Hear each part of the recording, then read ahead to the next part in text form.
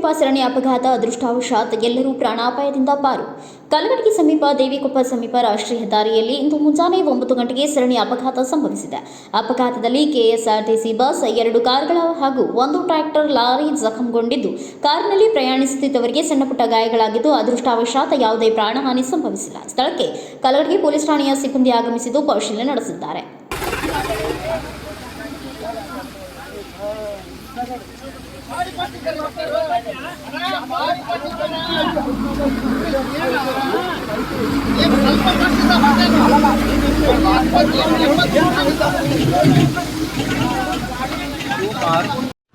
Thanks for watching. Read, discuss and debate with editor Dr. Yan Prashant Rao. Wanted reporters in print, digital and visual media for Bharat Vaibhav Daily Newspaper, BV News 5 Channel and BV Fast Web News from all the talukas of Karnataka, Goa and Maharashtra.